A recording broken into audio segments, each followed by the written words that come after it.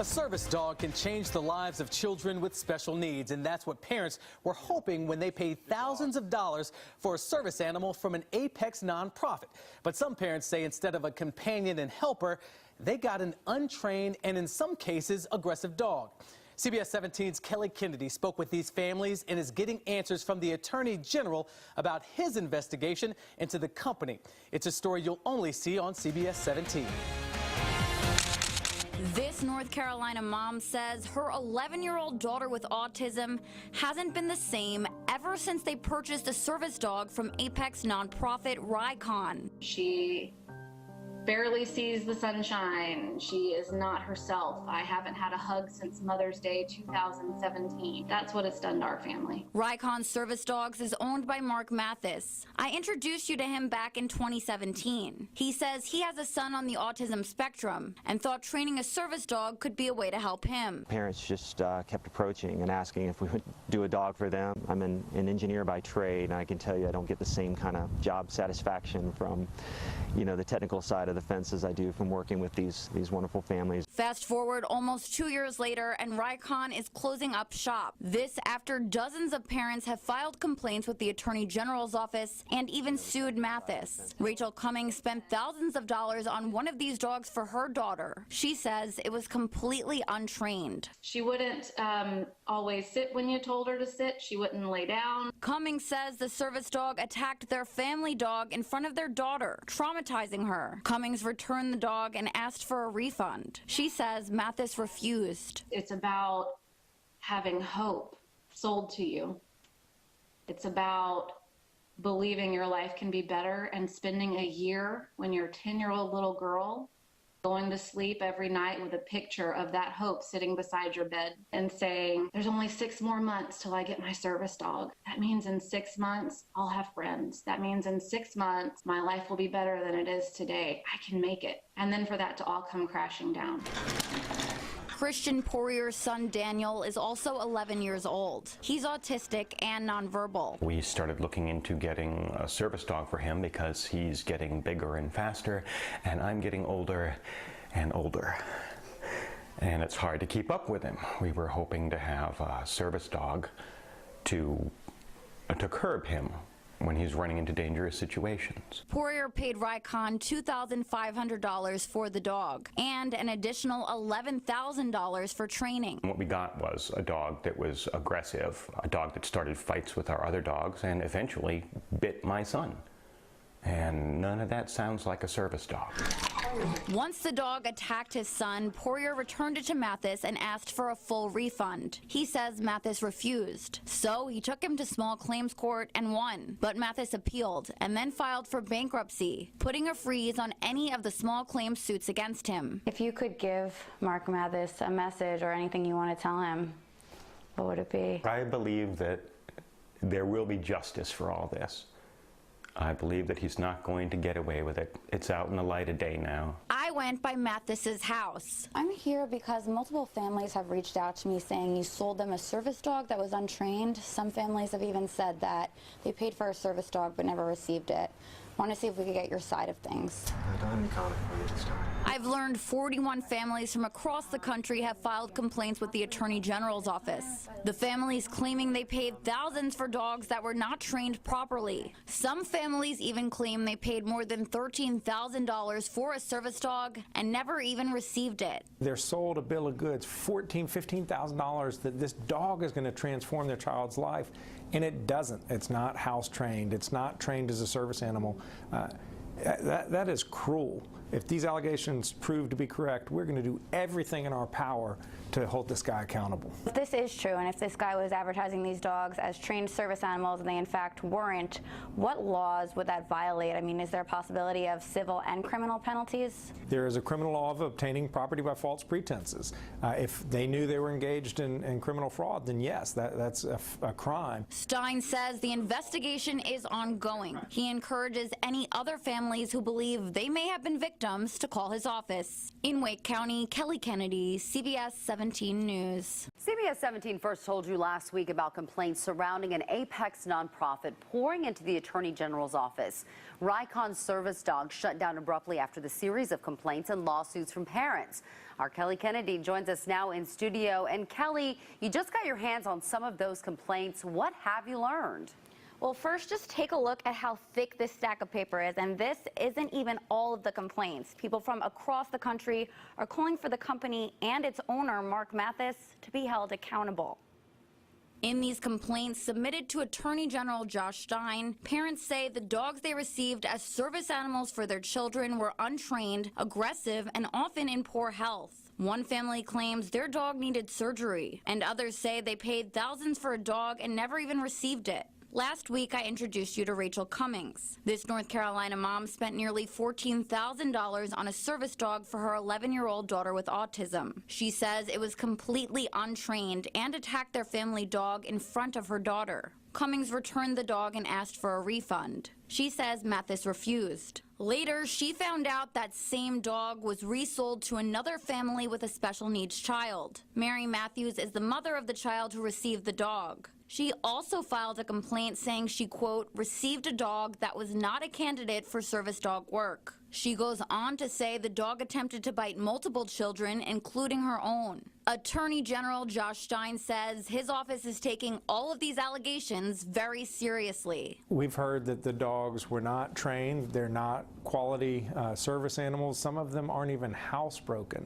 And so you can imagine a family that sometimes took out a second mortgage on their home in order to come up with the $14,000, $15,000 to buy this animal, how devastating that could be to invest all this money because you were desperate trying to help your child, and it's not what you were promised. Mathis responded to many of the complaints, telling Stine's office this massive rush of complaints is part of a coordinated effort by a political Facebook group. The group was started by two opportunistic families who do not have dogs from RyCon service dogs and have now pulled many other families, including this one, into a web of misinformation and lies about the nonprofit. Now, Attorney General Josh Stine says the investigation is ongoing, and he encourages any other families who believes they may have been victims to call his office. CBS 17 continuing to push for answers after several families asked for help involving the purchase of service dogs. We first broke this story 3 weeks ago. The Apex company RyCon Service Dogs is accused of selling untrained and, in some cases, aggressive dogs to families who have children with special needs. Tonight, we know the number of complaints filed with the Attorney General's office against the company has climbed to 49. Complaints spread across 21 states. CBS 17's Kelly Kennedy has tried multiple times to speak with the company's owner, Mark Mathis. Kelly, what happened today? Well, when I first reported this story in early January, I went by Mark Mathis's home, and he told me he had no comment on the investigation against him. Well, I called him a couple of days ago, and he agreed to talk with me. But ever since then, he's been ducking my phone calls.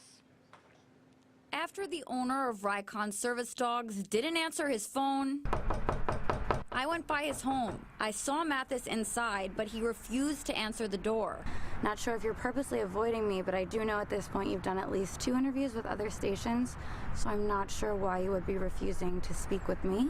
The only option we were left with is to let you hear a portion of an interview Mathis did with our sister station in Spartanburg, South Carolina. Another state where people claim Mathis's company left them high and dry. As bad as this was, it wasn't us trying to sell or scam or anything. It was trying to make something very special happen that unfortunately fell apart, and it was extremely devastating for me and my family. I put all I had into this, and I think the world of these families. RyCon Service Dogs shut down in the end of November, but many families tell me they started having problems with the company well before then. What we got was a dog that was aggressive, a dog that started fights with our other dogs and eventually bit my son. And none of that sounds like a service dog. Christian Poirier is just one of dozens of parents who say they spent thousands on a dog that was not fit to be a service animal. Families and former employees have filed complaints with the Attorney General's office. Mathis claims he did not take a salary, but still worked 7 days a week at his nonprofit RyCon. Can certainly be accused of making some bad business decisions. But my goal and intent were consistently for the good of this community. Mathis says he hopes to pay these families back, but he's been devastated financially. He's filed for bankruptcy, freezing the multiple small claim suits against him. I have apologized. I will continue to apologize. I want them to know that I'm not forgotten about them. Now, I picked up 8 new complaints at the Attorney General's office today, and among some of those new complaints is this one from a former dog trainer at RyCon. His name is Brian Berry, and he says while he worked there, he witnessed some pretty alarming things, including some dogs that appeared to be totally untrained even after they've been in training for months, and also were aggressive. Now, in his complaint, he also said, "I've never seen a scam of that magnitude. The dog training world is a shady business, but that was a complete ripoff. The dogs were aggressive, fighting in between cages, extremely under-socialized, and afraid of people." Now, the Attorney General's investigation is ongoing. A new bill could require dog trainers to be licensed in Massachusetts. I wanted to hear from lawmakers in North Carolina to see if they'd consider something similar in our state. Megan Thomas has been training pet dogs for more than a decade. Can you touch? Yes, touch.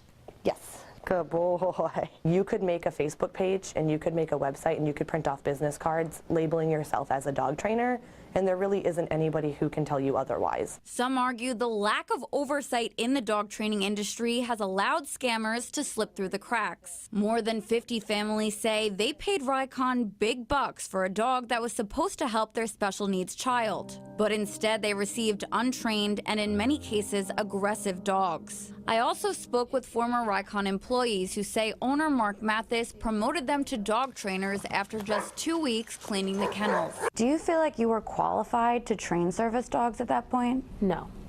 I didn't have no clue what I was doing. North Carolina Representative Pricey Harrison is surprised to learn the dog training industry is unregulated. I'm just surprised anybody can set up shop and start selling service dogs. That's a real problem. Massachusetts Senator Nick Collins filed a bill that would require dog trainers to be licensed. The bill would create a board of examiners made up of licensed dog trainers, veterinarians, Department of Agriculture members, and animal rights members. Representative Harrison says she thinks this bill could be a good thing to replicate in North Carolina. I think there's a way to maybe get a study in and have some legislation possible for the next short session. This is the kind of thing we do need to have in place to protect those who are at risk of being preyed upon when they've got a disability and they need help. R. Kelly Kennedy sat in today's hearing as families questioned RyCon owner Mark Mathis. Mark Mathis was happy to talk with me about his nonprofit in 2017. During the interview, he told me all about RyCon's service dogs and the wonderful success he had helping children with autism and other special needs. I'm an engineer by trade, and I can tell you I don't get the same kind of job satisfaction from the technical side of the fence as I do from working with these wonderful families. 2 years later, families and former employees are now accusing Mathis of animal abuse, mismanagement, and fraud. He has refused to answer my questions since then. I tried again today as he left the bankruptcy hearing. Mathis, I just want to know why you've refused all of my interview requests. I have no comment for you. Do you know that the Wake County Sheriff's Office is conducting a criminal investigation into you and your business? Do you plan on paying back any of these families? Several families, as well as a representative from the Attorney General's office, were at the hearing. To take advantage of people when they need, when they're grasping onto hope. I think it takes a low person to do things like that. Melissa Corderoni says she paid Mathis $14,000 for a service dog that was untrained and, as I witnessed firsthand, very aggressive. She suffers from PTSD, seizures, and autoimmune diseases. I know there's families who can't make it on account of their distance, and I wanted to kind of be here for them in a way. Despite being in and out of the hospital recently, she felt it was important to be present. I feel as though if I didn't come in here and face him, then it it'd be kind of like him winning. I've learned there are 79 creditors in Mathis's current bankruptcy case. The Attorney General's office has received at least 52 complaints against Mathis and RyCon. The Wake County Sheriff's Office is also investigating. Reporting in Wake County, I'm Kelly Kennedy for CBS 17 News.